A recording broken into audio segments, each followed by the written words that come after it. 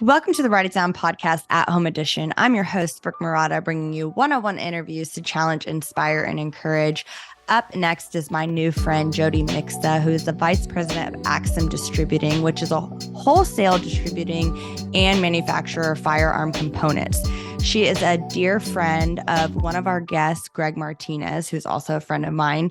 Episode 64, if you haven't watched it, he is the CEO and founder of Resist Spirits. But Jodie and I were connected through Greg and through Reggie Ball, my bestie, Reggie. So I'm super excited that Jodie came on and shared her story with us. She is a powerhouse. Let me tell you, she has taught me a lot in just a short amount of time that I have known her. And I know you're going to learn a lot from this episode. You know what to do. Sit back, relax, and get your pens ready because this is Write It Down. Welcome to the Write It Down podcast. I'm your host, Brooke Murata. I would love to warmly welcome Jodie Mixa. Thank you so much for coming on. Absolutely. Thanks for having me. I'm pumped that our schedules finally lined up for us to talk. We got to talk on the phone for a good amount of time and we hit it off really well. So I'm super pumped. You are just really driven and it's exciting to meet people like that. You are involved with Axem Distributing. So tell us a little bit about Axem in layman's terms for those who are listening, and then we can build upon that. Absolutely. So Axem is a CNC machine shop, high production, automated. So we have a lot of robots, but we're basically a machine shop that makes parts for the firearms industry. For the most part, we do some other work, but the majority of our business is in the firearms industry. And the easiest way I can explain it is that we might make something like hammers and triggers for somebody like Remington. And so we'll set up a job on our CNC machines that are really expensive and high volume machines. And we might run that job for 6 months and we might make 20,000 parts per month on that machine. Wow. Okay. So how does someone like you, we talked about that you have been a bartender as well. How do you get involved in something like this, in an industry like this? What were the turns of events that brought you to Axem? It's funny. A lot of people ask me that because it's not that common for women to be heavily invested in machine shops in the firearms industry. So I kind of get that question a lot. Gosh, it went back to, I've been in this industry since 2005 or 6. I was involved with a guy who owned a machine shop. And while I was involved with him, we started making parts for the firearms industry. And I guess that's where it really started. I did that for about 7 years. And when I left, I was part owner in that company after a time. And that's actually one of those turning points in your life that you had asked about earlier was, what was a difficult thing you went through in life? And that was a very difficult thing because I was involved with this guy. We had built this business together. We had these really big contracts. We were doing great things with this machine shop and very popular and sought after in the firearms industry. And he got in trouble legally. And that prevented him from being able to be involved in the business. So I had to run the business on my own for about 3 or 4 years, and it just kind of deteriorated our relationship. So it was a really, really tough 3 or 4 years. He had gone to jail for a time. He wasn't allowed back in the business because being a convicted felon, he wasn't allowed to be involved in the firearms portion of the business. So I had to run it all, and it just really put a toll on our relationship. Wow. So I cashed out of that. I just couldn't do it anymore. And I cashed out of that and I wanted to simplify my life, which didn't. Let's all laugh at simplify. Right. Yeah. What? So I cashed out of that business and took the money that I made from selling my shares of that business and started Axem, which is actually basically my last name spelled backwards. My last name is Mixa. My father has a business that is AXIM, which is the opposite of MIXA. And so Mike Dowell, who's my partner, and I just decided to take my last name, flip it around backwards, and we changed the I to an E. And so that's where we got Axem from. A lot of people ask where the name came from. So I took my money from the other manufacturing company that I made there and hooked up with Mike Dowell, and he was in a similar industry and kind of in a similar position. He wanted to start his own business. And I knew that between the both of us, we had enough contacts in the industry. We both had good reputations in the industry. And Right. I just wanted to buy and sell parts. So there's a portion of this industry that is where you just basically buy in bulk. So you might buy 50,000 of something, and then you turn around and you sell it to other people who need it, but you sell in smaller quantities. So it's Okay. just basically distributing, and that's where we got the name Axem Distributing. And that's all I wanted to do because I didn't want, $100,000 a month payroll and $75,000 a month machine payments and all the things that I had experienced with the previous business. I wanted to simplify my life. But as we grew, it became necessary from both a tax perspective and controlling our own destiny perspective to start making our own parts. And so that's how we ended up building an even bigger machine shop than what I had before. And Mike is the gas, I'm the brakes. And so between the both of us, we have a pretty good Balance. a good balance. Yeah. What piece of advice would you give to people who are looking to go into business with someone, whether it's a friend or somebody they met? Because you've experienced both sides. You've experienced like a really tumultuous, kind of messy, and then you're experiencing something healthier, and something that will help your company flourish. So, what are some of the things that maybe people should look for in a business partner? I would always say, don't go into business with your family. You hear That that, Dad? rarely, yeah, that rarely seems to work out. Yeah.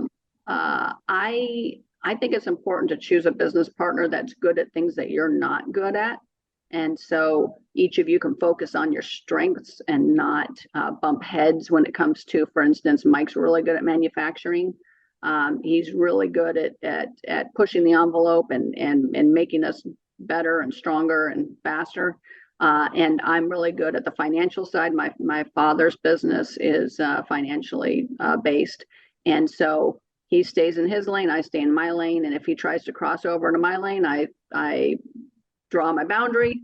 And if I try to step into manufacturing, he draws his boundary, and we have to respect that in each other. Like this is my strength, and this is your strength. Right. I think that's the most important thing. A lot of people.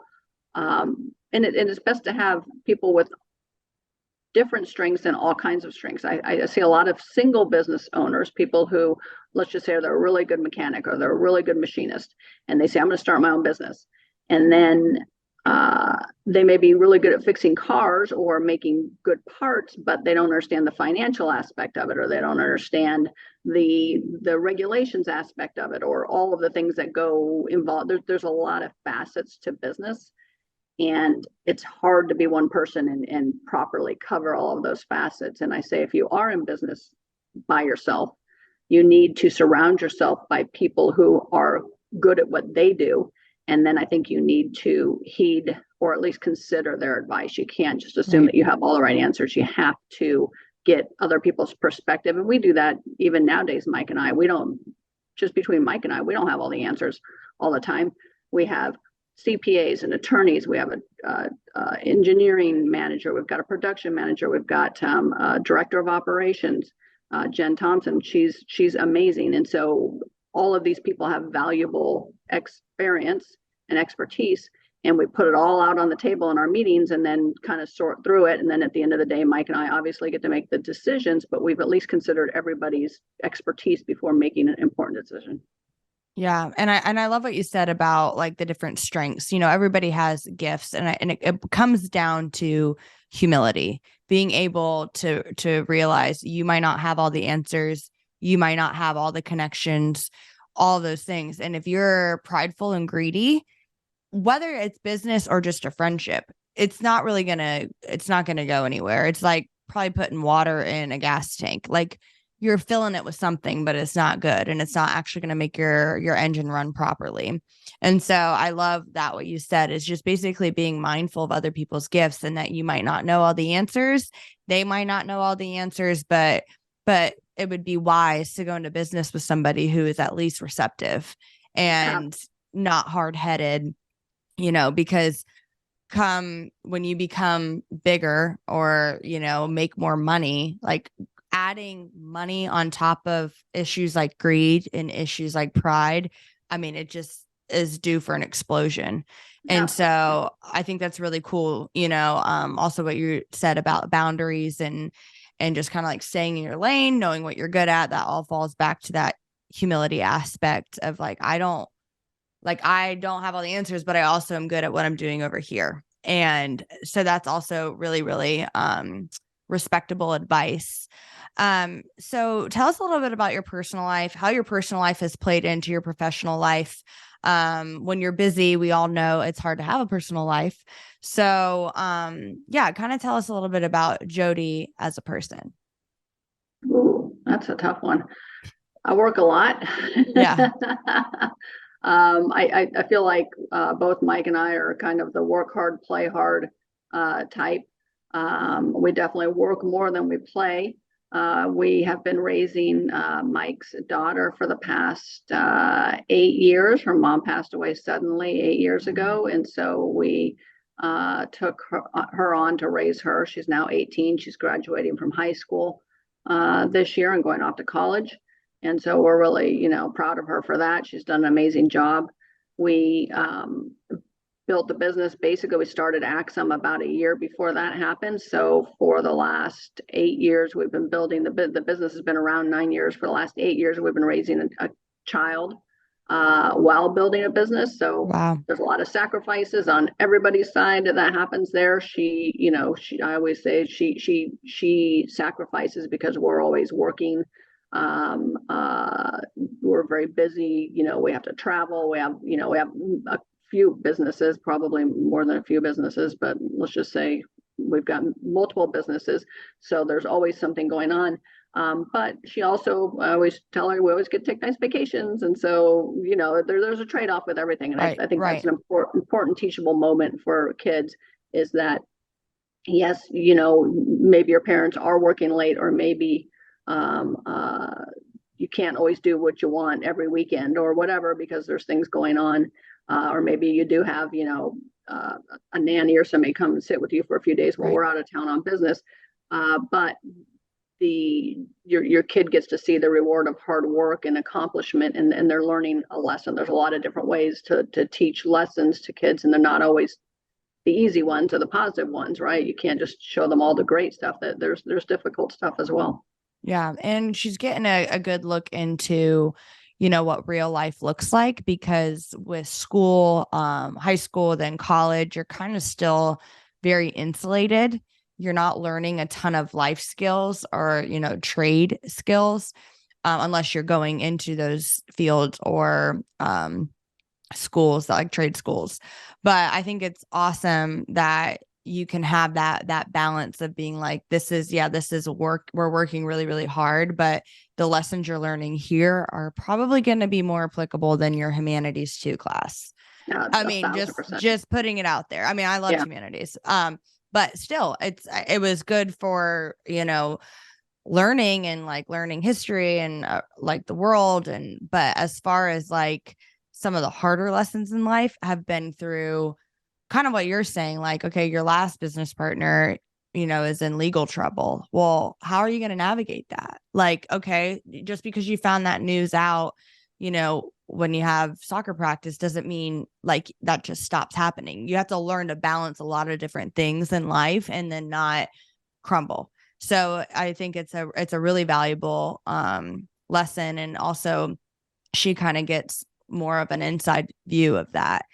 And so I absolutely appreciate that. When it comes to how busy you are with multiple businesses and raising a child, what is something that you've had to learn with time management? Because I've even just personally, like, I know the audience will find value in this as well. But for me personally, I have so many pots on the stove, and I find myself like, I think my biggest fear is letting people down because I have so many different avenues or streams of income or different pockets of life I'm in. So how have you found time management and boundaries to be helpful? And what are some of the tools you use? I wish there was an easy answer to that. I think that it takes practice and it takes reminding yourself. I think that especially when you're a mom and you have a career, I think you suffer a lot more guilt with your career for not being a better mom. For some reason, I feel like women go through that more than men. So I think that it just takes time to realize that you can't be everything to everybody, and you're just doing the best that you can. Yeah. And maybe I disappointed my kid today, or maybe I disappointed my work partner tomorrow.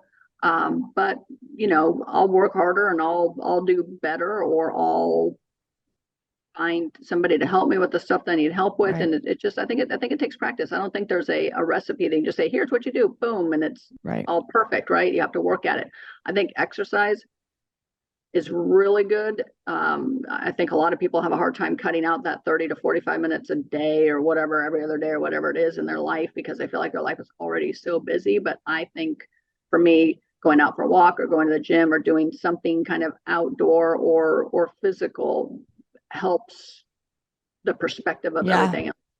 Yeah, it helps you clear your head. I know, like when I go to a class at the gym and my phone's away, and I'm just in the zone, like everything, like every aspect of my attention, because I would assume you're similar to me in the sense of like my mind is going a million directions and multitasking and blah, blah, blah, blah. And it's nice to have like, 30 minutes to an hour a day or every other day, like you're saying, of all my attention's just on this specific thing I'm doing right now.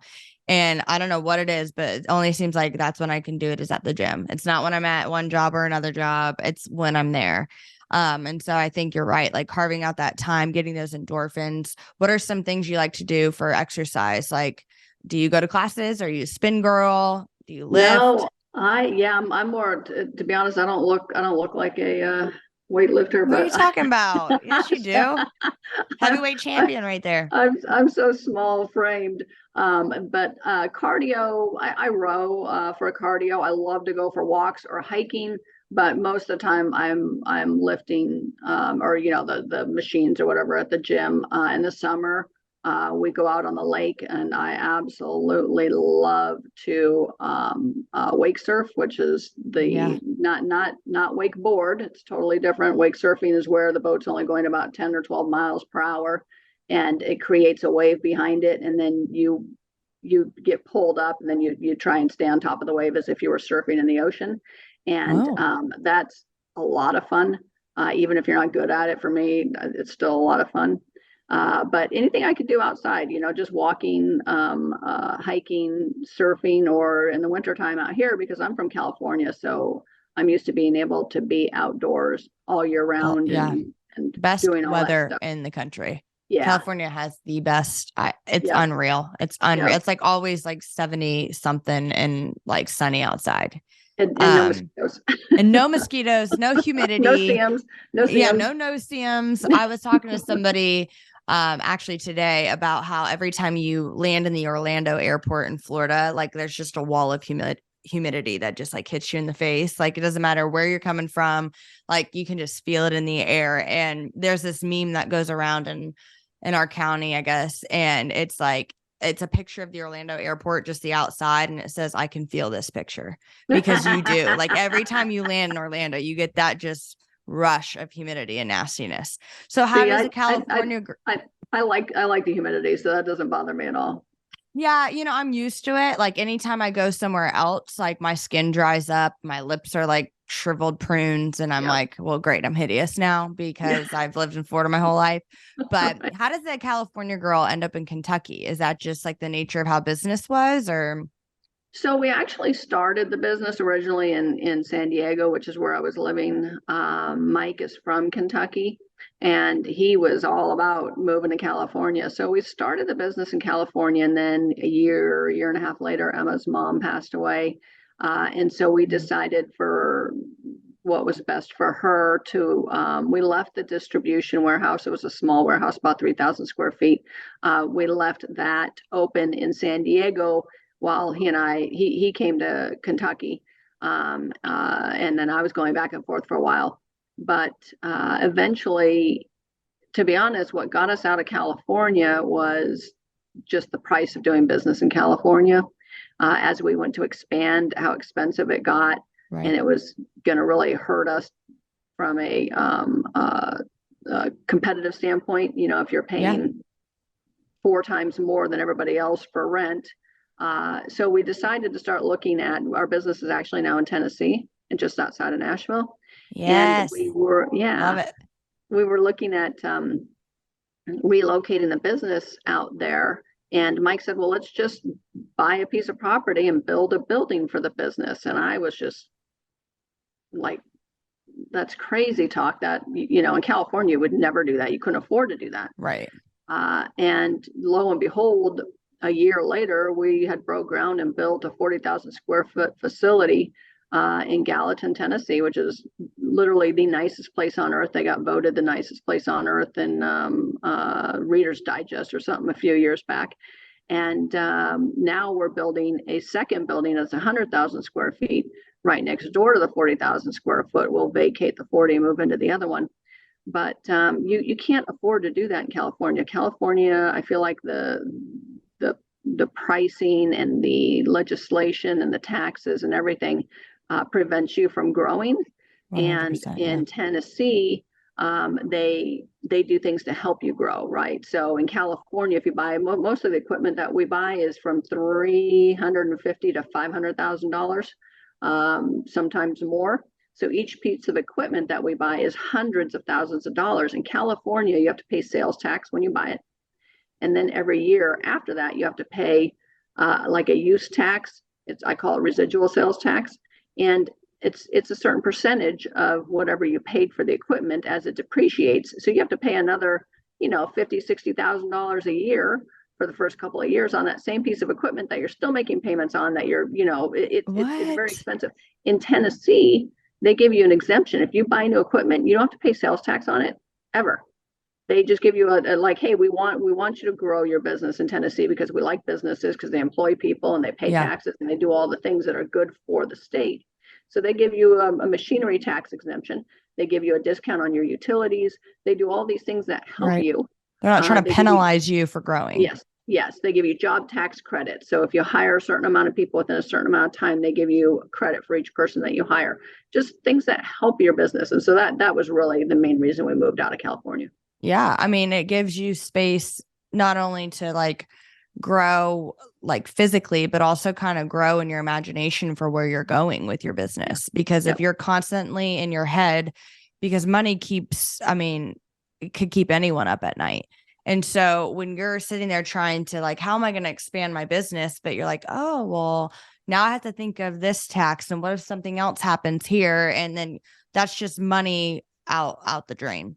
And so you can't grow. And so is California the only state that does that? As far as your company and your industry? I don't know. I know there's a lot of favorable states for business growth, manufacturing growth, and especially within the firearms industry. Tennessee has moved or attracted probably 5 or 6, 7 firearms manufacturers to the area in the last 5 or 6 years. Beretta is in Tennessee now. Smith and Wesson's moving to Tennessee. I could name a handful of other big companies, household names that are moving south because they're offering tax incentives and everything. The other thing about Tennessee is there's no state income tax, and so and Florida is like that too. Florida's another big attractor of businesses, especially in the firearms industry. So there's a lot of gun companies down there. And I think California is probably one of the best at pushing people out right now. And it's not just our industry. They're In-N-Out Burger is moving to Nashville. I saw that. Yeah. I have mixed feelings about that because I'm like, wow, go In-N-Out Burger. But then the other part of me is like, I feel like LA is encroaching on Nashville because now a lot of people from LA are moving there because it's still a really big scene for music and production and acting. And they have a lot of media. And I'm like, no, don't ruin Nashville. Don't come over here. Yeah. like over here in the South and bring all that mess. But I am happy Yep. for that In-N-Out Burgers coming over here. But at the same time, I'm like, could this be the start of everything else coming this way? Like, don't bring Yeah. all the other mess, please. There's So, there's there's a mass exodus of California people moving to Tennessee, mhm. to the point that there's memes and whatnot on Facebook that say, "Hey, all of you Californians, if you're thinking about moving to Tennessee, let us show you some good places in Tennessee to live."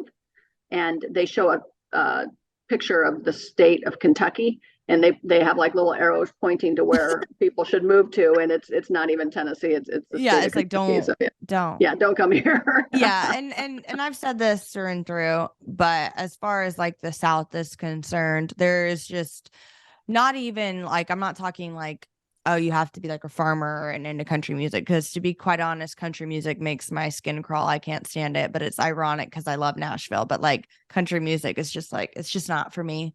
Right. But the Southern hospitality and the eye contact and the thank yous and all of that is so protected down in the South.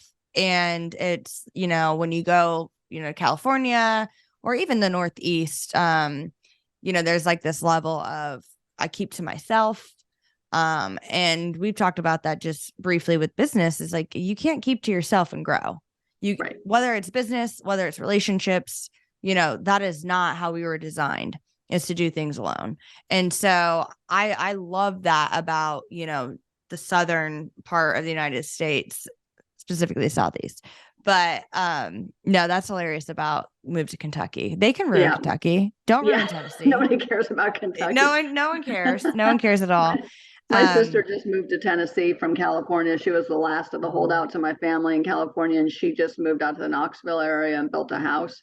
And when she first got here, she was like, "This is really weird." And I said, "What? Because everybody's so nice?" And she's like, "Are they faking it, or do they really mean it?" And I'm like, "No, they actual they're that nice." And I said, "Don't worry, you'll get used to it. It takes a little while. It is a little off-putting. kiltering, yeah, Yeah, off-putting when people are so nice, because you're like, why? What do they want? Why are they being so nice? When California isn't quite as rough around the edges as New England and the Northeast can be, and I know a yeah. lot of people from there, and I've lived up there, and I get it.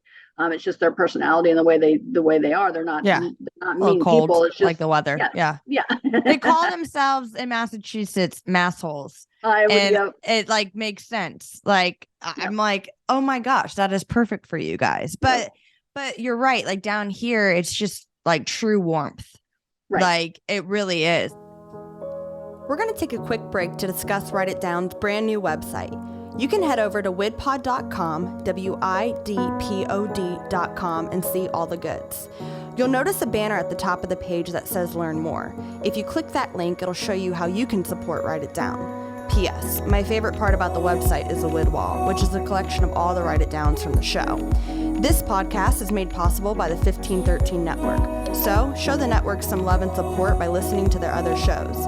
If not, just stick with Write It Down, because I'm the coolest, the realest, the illest. Now, back to the show. When I went out to California for my internship, I was in Burbank, and I'll never forget being like, I've traveled to so many countries, and I was culture shocked in California by people just not even looking at you in the eyes, not holding the door, not saying thank you if you hold the door, like little things. Like, I'm not asking for money. I'm like just trying to like share space with you. And it was not, but yeah, it is. That's funny though, that your sister picked up on that, because it's like 100%.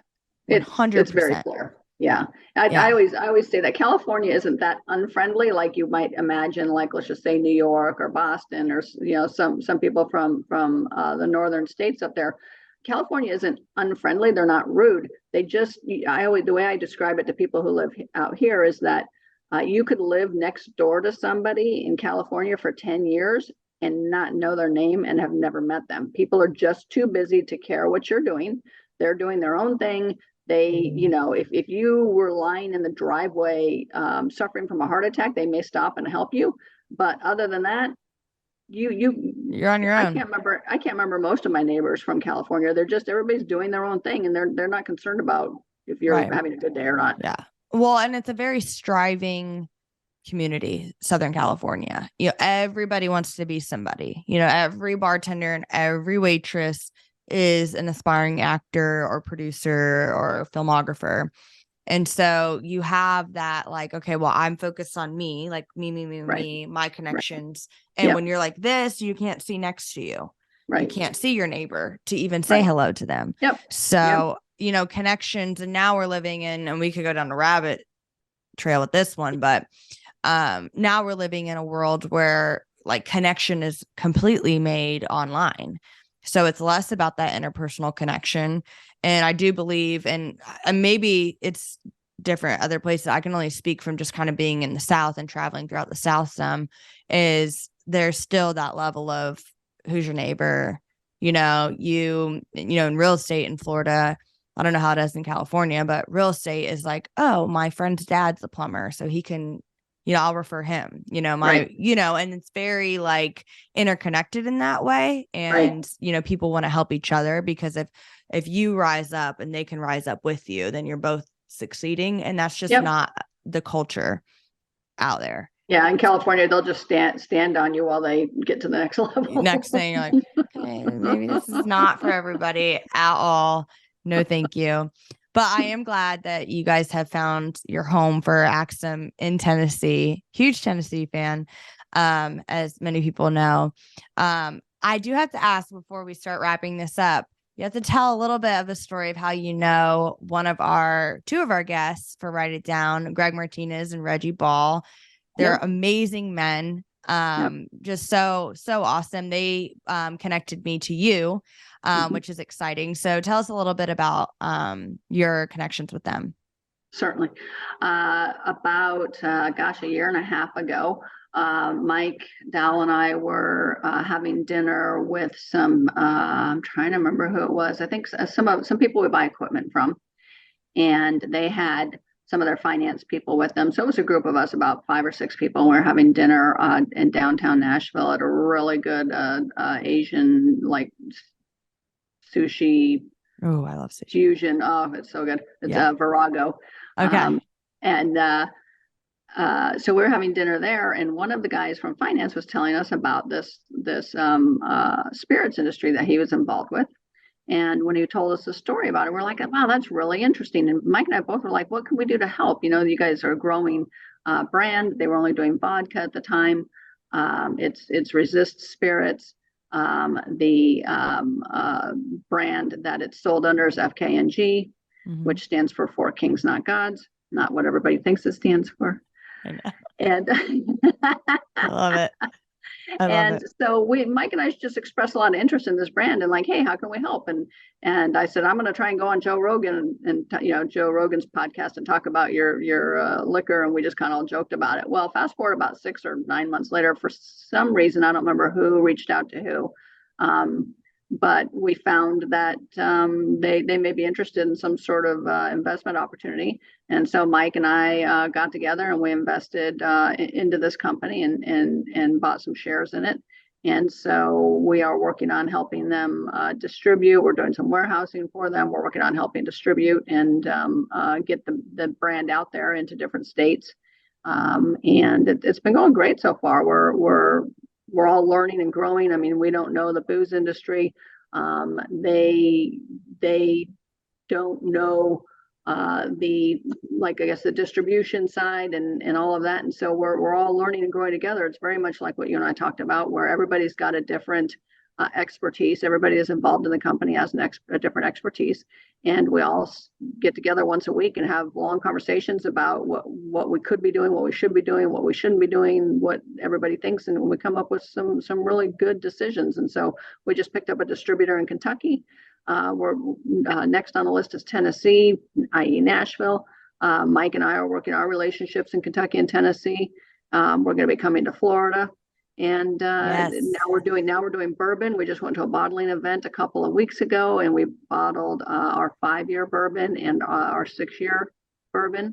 And at the end of this year, we're going to be doing tequila. So we're just really excited about all of it. It's a new industry for us, and it's something different and exciting.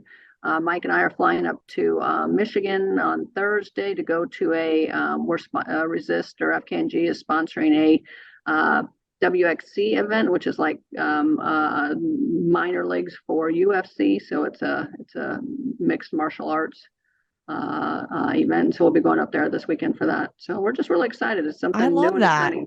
What a beautiful partnership. We need to see FKNG in every bar on Broadway. Absolutely. It would be so popular in Nashville. It really would. Nashville. It really, really would. It's also perfect for the firearms industry. Yeah, for real. Seriously, I think it's such a beautiful partnership, and I'm glad that in some small way I'm connected. And Greg came on this show and shared about Resist Spirits, and I got some bottles of vodka and bourbon and brought it to my mom's birthday. I have it in the house. I brought it to a friend's wedding. So I'm super excited to see it spread like wildfire. I know it will.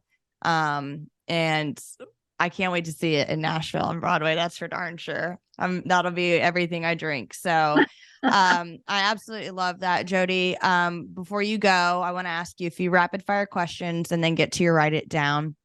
Okay. First one is fried or scrambled eggs? Scrambled with veggies. With veggies. Scrambled with veggies. Which veggies? Yeah. Oh gosh, I put everything in there. Broccoli, summer squash, tomatoes, cauliflower, carrots, beans, everything. Love it. So you got all your nutrients. I started putting a little bit of goat cheese in there because it's not like it's not as like reactive as like cow milk if you have like some dairy irritability. And I was like, you know what? Let's spruce this up. So I did like some garlic herb in there. So good. Love it. Waffle fries or curly fries? No fries. You don't eat fries at all? Always been that way? Or is that like a new thing? Is that like you don't want carbs, or is that because you don't like potatoes? No, I like French fries. I pick and choose my carbs. Okay, that's smart. That's smart. So if you had to pick a potato carb, would it be like a baked potato or like no. Are you nothing? Fries. It would be if I was gonna eat either home fries or French fries. Okay. Crispier, a little smaller. Crispy. Yeah, crispy. I'm with you on that one. Okay. Hot or iced coffee? Hot. Dunkin' or Starbucks? Starbucks. Is it because like I'm asking this because I think I'm Starbucks, even though I'm not like, oh, I really want Starbucks today, like every single day. But like in the Northeast, everything's Dunkin'. Yeah. So is it because like Starbucks is just something you like better, or? No, I'm not that fussy about my coffee. But if I go to if I'm going out for coffee, I'll get like a fancier coffee. So remember when we're talking about carbs, I'll do like a white mocha, only 2 pumps though. Like I'll minimize. Yeah. So those are okay carbs. I'm like, I love hearing people's like, I don't want to say dietary restrictions, but just like their preferences, because like the things like I work a lot of weddings and I have this friend that I work with and she's like, when I'm home, I'm like, is there palm oil in this? Not in my house. Is there canola? Like she's like that. But then we'll be at weddings, like stuffing her face with like cake. And she's like, I always go like, what? And she's like, I know I'm the worst. Like at home, I'm always like, nope. She'll probably listen to this episode. She listens to the podcast. She's going to be dying laughing at this because we stuff our faces at these weddings. And at home, we're like, sorry, this has gluten in it. I probably can't have it. I can support that because I always say like nobody can be like 100%, not nobody, very, very few people can be 100% regimented all the time about their diet. But if you eat right most of the time, and then when you go to a wedding and you stuff your face, it's fine. It's right? Fine. But if you eat like you eat at weddings all the rest time of the days, then it's not fine in my opinion. So I pick and choose my calories. Balance. I'll eat bread once in a while. I'll have a little slice of bread. I'll have a French fry here and there. Okay, but here's the problem, half Jodie. A piece of bread, please. We work like 4 weddings a weekend, so we can't sit there and say, oh, it's just like I literally like today because I worked a wedding last night and then had to work a brunch wedding today. And they were like 12, I had like maybe 12 hours off, like to go home, like, blah, blah, blah. And today they had cake. And I was like, in my head, I was like, it's a wedding. And then I was like, Brooke, Nicole Murata, you had cake not like 12 hours ago. Like you can't. And then I like was literally telling myself, I was like, when are you going to grow up and stop saying I'm at a wedding? You've worked weddings for 4 or 5 years. You can't just, but I do that too, like with drinking. I'll be like, it's a celebration. And it's like, no, you're not. You're at dinner with your parents. That's not, you're not celebrating. So I know we all have our own concessions when it comes to food. And that's okay. That's why we can't judge. I always say I don't try to force my eating habits on anybody else. It works for me. I'm a pescatarian, so I only eat fish and vegetables. I don't eat chicken or beef or pork. But it doesn't offend me when people do. I'm like, that's fine. This just works for me. I'm healthy. I'm 53 years old. I'm in good shape. You look incredible. I still wear a bikini. Yeah, your skin is glowing. It works for me. And so if it works for me, I'm not going to change it, but I'm not going to try and force everybody around me to eat the same way. You stay in your lane. I'll stay in mine. Exactly. Like you were saying. And a lot of it is knowing yourself and knowing, there's certain things that like I eat and I'm like, well, tomorrow I'm going to look like a puffer fish in my face if I eat that. And then you'll have like friends that can. And it's like, well, we're all created differently and we all have different reactions to things and the way things make us feel. So yeah, I'm with you on that, where I don't think I could ever be like die hard enough on like my modifications to like preach it at someone else, because everybody has different, things. But I always find it funny when people have their things and then you find them eating something else. And it's like we said, I'm at a wedding. Like I always joke that I get up at 5 every morning. It's just my habit. I'm more of a morning person. I get up at 5 every morning, go to the gym. And I always say, I go to the gym so I can drink beer. Like that's was going to lead me to my last rapid fire. Wine or beer? Beer. Like what kind of beer are we talking? Like light beer? Light beer. Okay. Well, some people are like IPA connoisseurs, and I'm like, I drink and I like just even a taste of IPA, and I feel like I'm gonna cry. Like it's just so strong and just. Right. Light beer. I come from a beer drinking family. Beer and peanuts. Like that's kind of my vice. If I'm at a ball game, I will plow through a bag of peanuts, or a hockey game in Nashville. I'll plow through a beer and a bag of peanuts, no problem. Like don't even ask me for some of my peanuts. Get your own bag, or I'll buy you a bag, but you're not eating mine. I've never heard of somebody be that intense about their peanuts before. It's like a family heritage. Do you eat boiled peanuts? No, I eat them out of the shell. They got to be in the shell. There's something satisfying about crunching them out of the shell. I think that in my heritage back hundreds or thousands of years, I was a hunter gatherer. I must have been and that's why I'm like a, pescatarian, vegetarian, farmer, nut eating, scavenger. Farming. Yeah. Scavenger. At work, they joke that like I eat 5 almonds for lunch. They're like, oh, Jodie will just eat 5 almonds and she'll be good the rest of the day. Right. I had this girl in high school. She would eat very, very clean and like little small, whatever. And our coach would always joke with her and be like, did you eat some tree bark for lunch today? Like everything was just so like micro and like little things. And I'm like looking for Twinkies and Nutty Buddies at the cafe or whatever I could get my hands on. So I'm still working through it. Obviously I have a sweet tooth problem, and at least it's not a drinking problem. So, there we go. But we are at that point of the show where I ask each guest, give the audience something to write down. So Jodie, Mixa, what is your write it down? You mentioned this to me when we first spoke, and you said, well, what you're going to need to do is come up with a write it down. And I thought, oh my, what? Like a mantra in life, and something that like when one sentence explains it all. And I thought, how is that even possible?